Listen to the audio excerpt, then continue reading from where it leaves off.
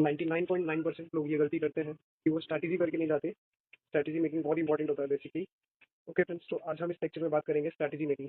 Basically मैं आपके लिए ले आया हूँ 30 days planner which is completely based on PYQ। तो फ्रेंड्स, ये जो प्लान है इसमें क्या क्या है, ये कम्प्लीटली हमारे चैनल पर अवेलेबल है। रिवर्स मीट 30 डेज चैलेंज रखने वाले हैं हम, और ये बेसिकली आप सभी के लिए है जो 12th में है और जो ड्रॉपर है, जो ये 2026 का एग्जाम देने वाले हैं।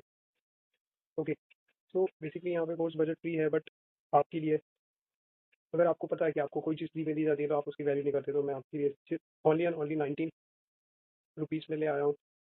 तो ओके फ्रेंड्स, सो प्लीज़ इसे आप ज्वाइन करिए इस कोर्स को, और हम आगे बढ़ते हैं।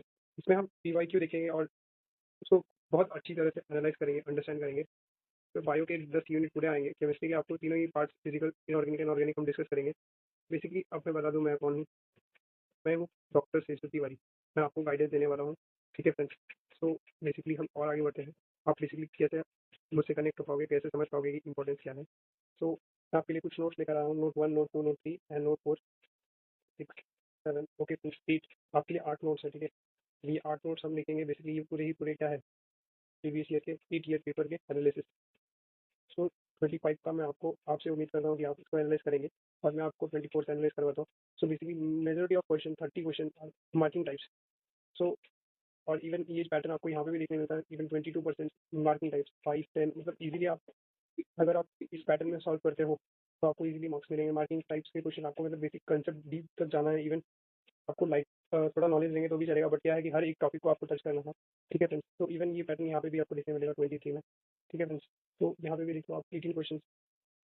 ठीक है, और आगे बढ़ते हैं तो इवन जब ये मणिपुर का केस हुआ था, बेसिकली फिर से लिंक हुआ था, तो इसमें भी आप देख सकते हो 18 क्वेश्चन।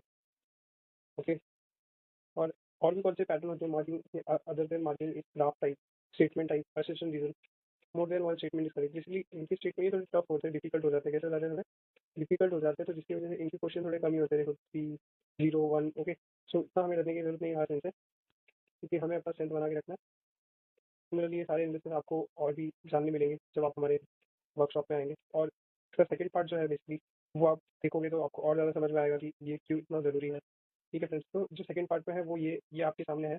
ये जो है वो फिजिक्स का आपको एनालिसिस किया हुआ पाँच ईयर मेजोरिटी ऑफ क्वेश्चन कहाँ से आए हैं, तो इसके आपको ये अंडरस्टैंडिंग आपको आ गई। या अगर ये अंडरस्टैंडिंग आपको आ गई तो आपको समझ में आएगा कि तो कौन से चैप्टर को ज़्यादा फिट करना है, ज़्यादा अच्छे से पढ़ना है। तो ये अंडरस्टैंडिंग आपको बहुत ज़्यादा ज़रूरी होनी चाहिए। तो ये हम सेकंड पार्ट में अपने लेकर आएंगे। तब तक के लिए आप